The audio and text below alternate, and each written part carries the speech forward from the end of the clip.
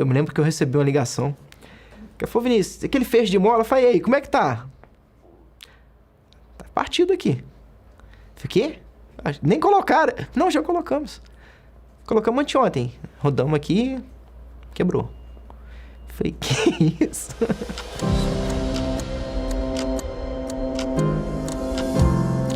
Ação. Márcio, primeira.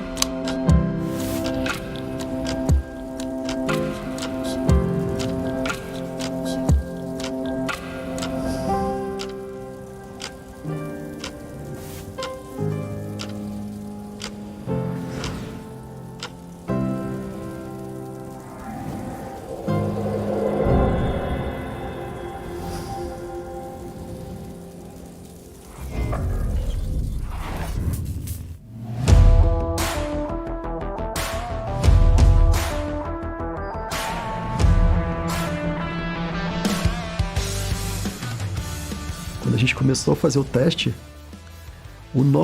esse foi um desafio absurdo, porque o nosso próprio time olhou pra gente e falou o seguinte, vocês estão ficando malucos. O próprio local que a gente faz o teste, ele falou assim, ninguém testa nessa severidade que vocês estão testando. Isso não vai... Não sei que dado que vocês estão usando, mas é muito maior do que a gente viu qualquer um testar aqui. Hoje o chassi do Esso, ele é um mix, né, entre um chassi Europa e um chassi Brasil. Tá?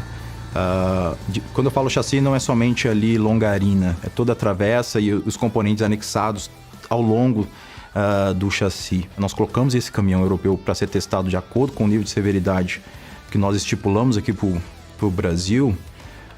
Nós tivemos problemas justamente nessa suportação do sistema de pós-tratamento, né? E foi aí que a validação, junto com o desenvolvimento, começou a atuar para desenvolver e deixar essa peça, né, esse suporte mais robusto, de forma a atender os nossos níveis de severidade, os nossos níveis de vibração aqui no Brasil. E daí a gente começou a atuar em outras partes do chassi, alguns reforços localizados ali, então e aí tem um compromisso de peso, outros compromissos, mas a gente conseguiu, fazendo simulações, atuando em outras regiões do chassi, para impedir com que as tensões chegassem ali. Nós colocamos o Esso aí para rodar no CTR da Randon, lá em Caxias do Sul. Eu estive lá. E a gente tinha um conceito de molas para o nosso 6x2 que a gente imaginava que seria bom para o mercado. Colocamos esse conceito, colocamos testar lá. Com 2 dias as molas partiram no meio. Aí você vê um pouco da severidade desse teste e como que o aproveitamento dele foi bom para a gente criar esse produto robusto que a gente tem hoje. Então isso teve que reinventar, porque o que a gente imaginava que seria bom, quebrou. Então não vamos mandar para o mercado. Vamos deixar aqui e vamos trabalhar. Eu lembro que dentro de uns 2 meses a gente criou um novo conceito de mola, colocamos novamente para o mesmo teste e o carro foi aprovado.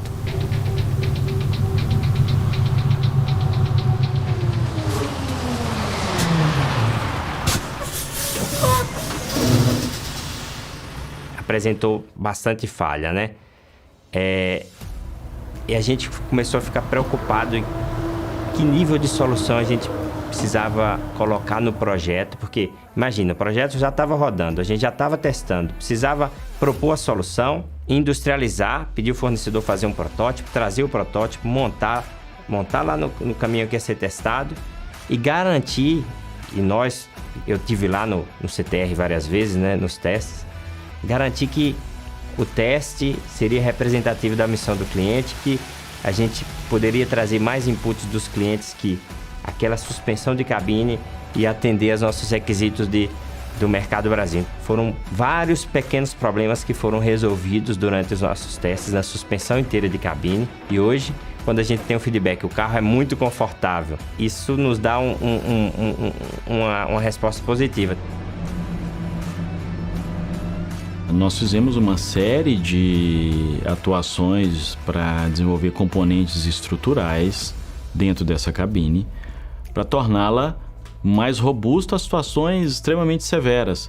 Como eu disse, muitas vezes, situações que dificilmente o campo vai submeter, né, ao nível de frequência que nós submetemos nos testes? A gente resolveu testá-lo exaustivamente com os nossos parceiros. Isso fez o produto quebrar e quebrar e quebrar, até a gente alcançar a excelência do produto. E por outro lado, também nos testes do processo, nem tudo aconteceu conforme o planejado. Então isso criou também um ambiente muito estressante, né? Muitas falhas de processo, muita coisa para resolver, e nós tínhamos uma data, que era 1º de janeiro. Toda falha ela precisava ser tratada, né? Que o normal, a quebra é normal, ela não existe. Então a gente quebrou esse conceito, né, de que falha é normal. Não, o que é normal é um veículo robusto, é um veículo que não quebra, é um veículo que entrega,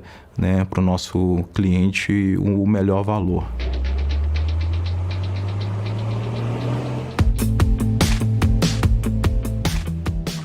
O que nós fizemos no Brasil não é usual na Europa. Eles chamam até de unsafe. Não é unsafe. É leitura de mercado. Você pega um caminhão da Europa, ele anda ali com 45 mil quilos. Eu ando com 74, em algumas situações. Então, se a gente tivesse aquele conceito de acelerar, de tirar o pé do acelerador e o carro demorar para poder entrar no eco-roll, eu estava perdendo tempo. Então, diante do conhecimento, a gente foi rodando e adequando o caminhão. Todo caminhão da Iveco, a partir de hoje, tem pilar muito sólido. Qual é o primeiro pilar nosso? Nós nascemos eco agora. Não existe uma tecla eco, existe um comportamento econômico. Temos curva de motor, temos como não acelerar o veículo, vê o conceito onde todo o protagonismo vem da perna direita do motorista, onde o Rodrigo é o cara que colocou, né, materializou esse comportamento dentro do produto. Juntamente com o Thiago, a gente rodou 18 fases de calibração, onde muitas vezes ele e o calibrador da ZF me perguntavam: por que você tirou o pé aqui? Porque eu sei aonde eu quero levar o caminhão. Então muitas vezes ele falava: mas você tirou o pé antes, eu vou descer. Então essa foi uma das sacadas do eco-roll, porque o nosso caminhão tem o Prevision, que enxerga 2 km à frente e toma decisão a cada 15 metros. Só que eu sou o protagonista. E temos um Iveco Drive, que foi desenvolvido também, que é um piloto automático. Todos vocês aqui que se andam num carro que tem piloto automático, quando você seta a velocidade, o carro quer buscar aquilo a qualquer preço. Se você pôr 80, ele vai acelerar até 80. Eu vou chegar nos 80. Eu vou chegar de forma suave. E diante disso, a gente foi construindo esse caminhão de forma a trazer conforto, confiabilidade e para que o motorista consiga trabalhar através da perna direita. O segundo pilar da Iveco é: eu paro sem usar o freio de serviço. Nós quebramos uma guerra emérea com a ZF para provar mundialmente para a ZF alemã, Alemanha, o que eu estou fazendo no Brasil de troca de marcha, parar até 1 km por hora de primeira marcha, ninguém nunca fez em lugar nenhum. E eu tive que fazer, né, Rodrigo, provar o mundo inteiro que isso dá dinheiro pro cliente, porque frear bem é consumo. O André Melo foi comigo de Curitiba até Palhoça. E um fato que aconteceu, a gente estava descendo a Serra de Garuva e ele me perguntou em qual posição do freio motor que eu estava. Eu falei: não estou usando nenhuma das posições. Estou fazendo uma gestão via piloto automático, que é o controle de descida de serra. Então você tem uma velocidade de segurança que era 35 mais 2 e descia a Serra de Garuva sem pôr o pé no freio. Então ele falou assim: cara, mas assim, a gente trabalhou para ter isso também, que a gente não tinha antes. Então eu tenho controle sem usar a posição do freio motor. O piloto automático fez a frenagem para mim. A única coisa grátis no mundo é a gravidade. A única coisa grátis. Você tem que abrir a mente para caminhão, tudo é custo, tudo custa muito. Aí surgiu uma frase muito emblemática do meu time: cada gota importa. Cada gota importa. Então o nosso terceiro pilar é: você tem uma massa que você acelera, você vai gastar combustível, você tira o pé do acelerador, que é tudo no seu protagonismo, no pé direito do seu motorista, ele absorve aquela energia e a gravidade te empurra. Então esses são os pilares negociáveis da Iveco. Então com essa forma, né, com esse conceito novo de pensar, o ESSO ele é importante porque esse comportamento agora vai para todo mundo, tá? Do Daily 35 carteira B ao ESSO, eles nasceram com os mesmos comportamentos. Porque o meu time é o time responsável por todos esses veículos. Então a gente mudou o nível da Iveco em relação ao consumo, performance e entendimento do mercado.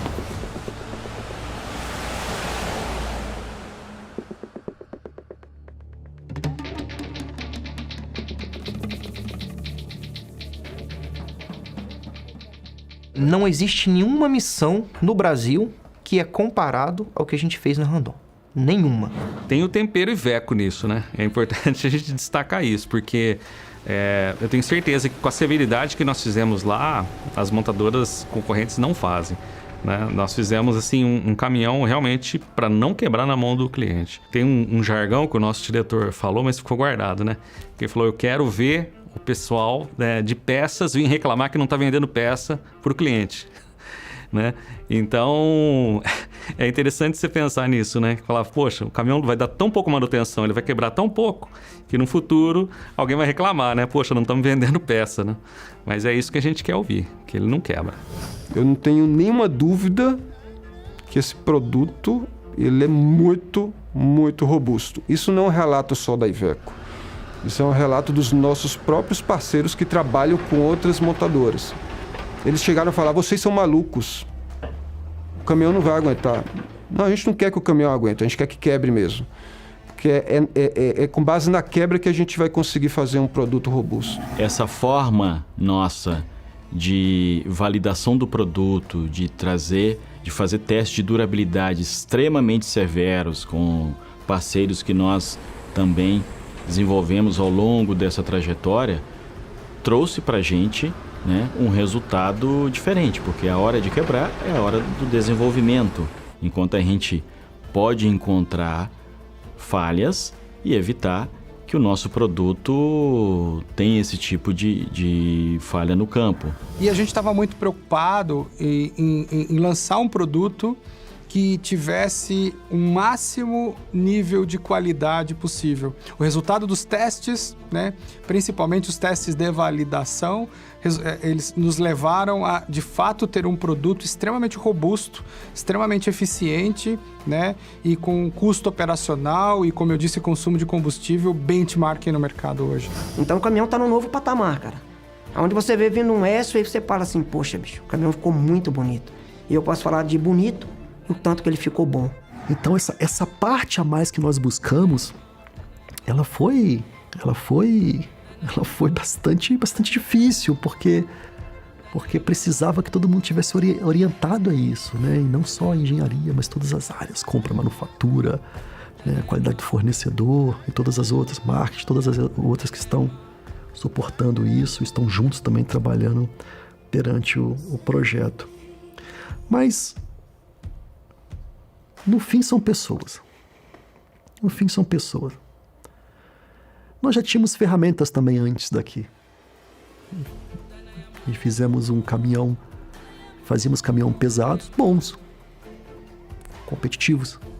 E para tirar ele de um patamar de competitivo e bom e levar ele para excelência e premium, aí, de novo, o fator pessoas que fizeram essa diferença. Foi complicado, foi difícil, mas foi prazeroso, foi... O mais interessante é o final feliz, né? Sem final feliz também não ia adiantar nada.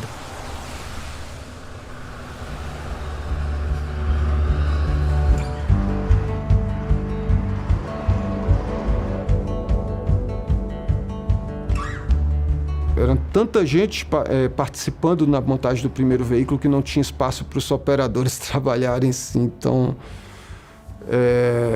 isso foi legal, né? Porque a equipe estava motivada a ajudar. Toda a equipe da engenharia lá em cima, das plataformas, todo mundo querendo ajudar.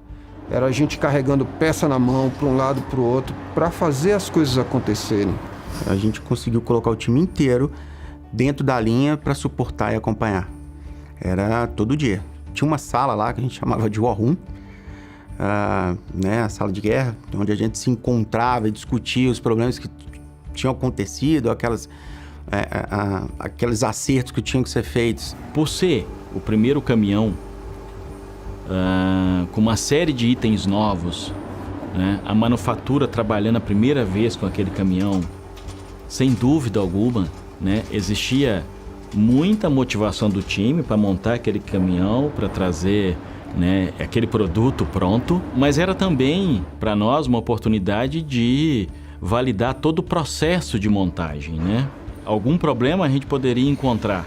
E aí o time estava todo lá presente, acompanhando cada montagem para identificar onde estava o problema dele não funcionar, né? Embora todo mundo estava naquela expectativa e ele não funcionou, Alguns minutos depois, quando a gente descobriu que era um conector que estava fora, que não tinha sido conectado durante a montagem, né?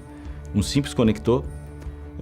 Quando ele deu partida, foi uma festa, né? Uma chuva de palmas na manufatura, e aquilo realmente foi bastante emocionante. A gente vê que é o primeiro carro que a gente está construindo, que a gente está montando.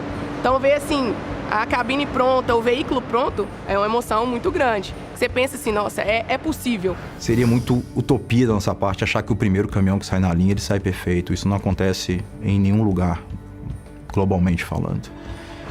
Mas faz parte de uma curva de aprendizado, você ir lá suportar o segundo, suportar o terceiro, por aí vai, até que a gente, como empresa, como organização, a gente alcance esse nível de qualidade, esse nível de maturidade em montagem. Então, como engenharia, nós somos responsáveis pela montagem do protótipo, da validação, do desenvolvimento de peças, mas também responsável por acompanhar aquilo que a nossa engenharia de manufatura, a nossa produção está fazendo. Era uma responsabilidade muito grande, né? É um dos maiores projetos que a Iveco tem. A gente trouxe a preparação fora de linha, que ficou um pouco... facilitou mais o processo do Écio. Dispositivos que a gente nunca tinha visto. Junto com a engenharia, a gente pôde criar. Como eu falei sempre, que eu queria que o pessoal tivesse a mesma garra. Todo mundo unido, todo mundo só no mesmo sentimento, porque o carro era nosso. Na hora que vai pra linha, é a hora que... Aí é a hora que acontece mesmo a magia. É a hora que acontece tudo aquilo que a gente se planejou e se preparou, né? Durante todo o tempo. Foi, assim, desafiador e foi satisfatório no final, porque deu muito trabalho.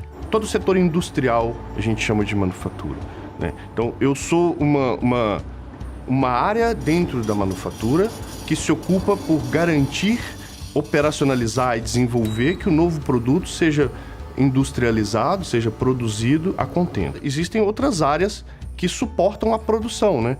Então tem eu que coordeno a área de gerenciamento de novos produtos, tem a engenharia de manufatura, que coordena a disponibilidade dos equipamentos adequados no lado da linha, no método adequado e de outros fatores. Tem também a parte de logística, que garante que as peças cheguem, né, obviamente no lugar certo, na hora certa, de maneira adequada. Tem a área de qualidade, entre outras. No caso do Écio, por exemplo, o que a gente fez? Eu, como gerente de novos lançamentos na manufatura, coordenei as áreas da planta, engenharia de manufatura, engenharia logística, qualidade, entre outras. Coordeno essas áreas para que cada uma delas faça exatamente essas avaliações. A gente fez uma linha de solda completamente nova, automatizada, com robôs e tudo, e essa avaliação é feita pelas pessoas que trabalham exatamente nessas áreas de suporte na manufatura. O Écio trouxe também alguns novos equipamentos para a linha, algumas novidades. A colagem do para-brisa é uma que também é feito com aplicação da cola com o robô. Porém, o que eu destaco mesmo é a parte da funilaria, né? A parte da funilaria, ela chama a atenção porque ela é muito mais complexa, né? Maior, e é a concepção completa da cabine, né? Solda completa de uma carroceria dessa não é simples, foi bastante desafiador. A gente teve fornecedores parceiros que foram fundamentais para o sucesso desse projeto, né? E eu acho que ali está o grande investimento em equipamentos que a gente fez. O Écio, ele exige um carinho maior, né? Devido ao valor agregado que a gente entrega para o nosso cliente final. Então, em termos de pintura, né, nós temos o que tem de mais moderno no mercado, que todo o processo é de pintura automatizada.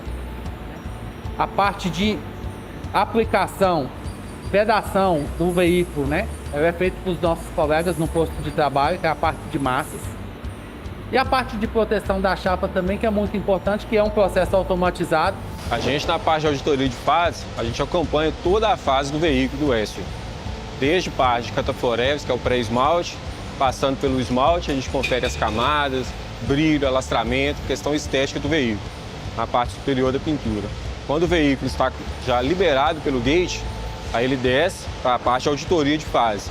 A gente pega as amostras para fazer toda a auditoria da parte da pintura, para garantir que ele não leve nenhum problema da pintura para a montagem. O Essel foi um produto de um outro nível, de um outro patamar.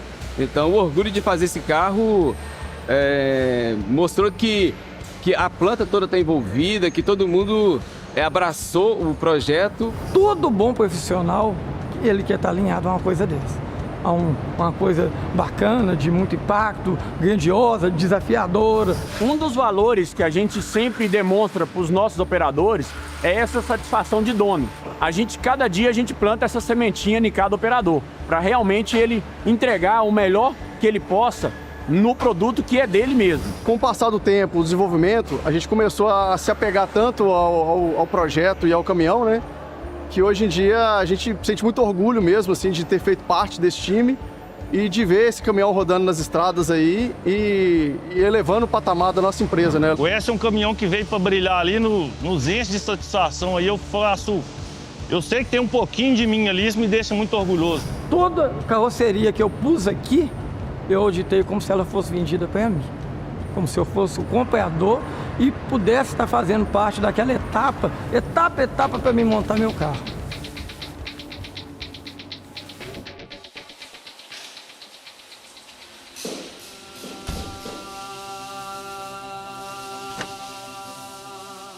O Special Care, por essência, depois que o produto está entregue, declarado entregue pela industrial, pela manufatura, pela qualidade de planta, a gente pega esse produto e com o olhar que o cliente vai ter, com o olhar que o dealer vai ter, a gente passa um pente fino mais uma vez. Esteticamente o caminhão está muito bom, mas a gente sabe que esteticamente significa muito pouco para o cliente. O que mais dá orgulho para a gente é a resposta do cliente ou do concessionário que o caminhão chegou, tá tudo funcionando, tudo funciona bem, já estou rodando aqui a 20, 30 mil quilômetros, tudo nos conforme. A nossa preocupação é que, poxa, se das 1.000 primeiras unidades, um cliente só tivesse um problema grave, numericamente é bonito. Numericamente a gente consegue convencer todo mundo, mas aquele cliente, ele não vai estar tão satisfeito. Você pode até tentar falar com ele. 999 não tiveram problema algum. Acho que não vai conseguir, não vai ser uma boa resposta para ele. A priori, né? Fazer um controle adicional é custo. A gente nasceu com a convicção de que esse investimento que a gente está fazendo, ele vai proteger o nosso cliente e esses primeiros 1.000 veículos se tornarão 10 mil, 100 mil, porque esses primeiros clientes vão ser aqueles que vão vender as próximas unidades. Todo veículo, a gente olhar para ele com os olhos do cliente e falar assim, esse caminhão é o caminhão perfeito para ir embora. Então era um carinho a mais que a gente ia dar no veículo. E não só nós, porque não bastava só os olhos da qualidade. A gente trouxe a área de suporte ao cliente, a gente trouxe a área de manufatura, trouxe a área de engenharia, trouxemos a área de motores, que são da FPT. Esse grupo todo dentro do Special Care, olhando o veículo e falando assim, nossa, o veículo está perfeito. E era unidade por unidade, e o veículo só saía daqui se ele tivesse realmente no estado da arte da qualidade. A gente olha o caminhão inteiro. Tudo, né, assim, põe para funcionar, olha, tá limpo, não tá limpo, tá tudo certinho, o layout tá bacana, né? E o objetivo é zero falha, é zero. E se a gente vê algo, a gente não só corrige aquilo, a gente olha para trás, vê o que passou e corre para ver se a gente não deixou de ver aquilo naquele caminhão também. Então a gente volta para trás e se eventualmente olha tudo de novo, né? O objetivo é esse, né? Porque falhas podem acontecer, é o caminho natural da vida. A gente está falando de uma questão mecânica, onde o veículo é colocado a toda a prova, em todo o extremo da sua condição. O que vai diferenciar a gente do mercado é, a hora que a falha acontecer, e se ela vier a acontecer, como que nós vamos lidar com ela junto ao nosso cliente. E a gente não vai medir nenhum esforço para resolver isso o mais rápido possível e satisfazer o nosso cliente.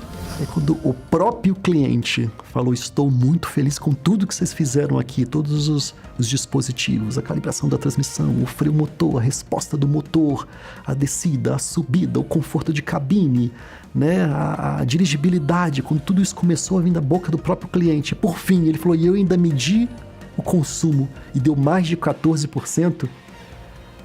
Aí isso foi a energia que a gente precisava para terminar ainda com mais carinho o projeto.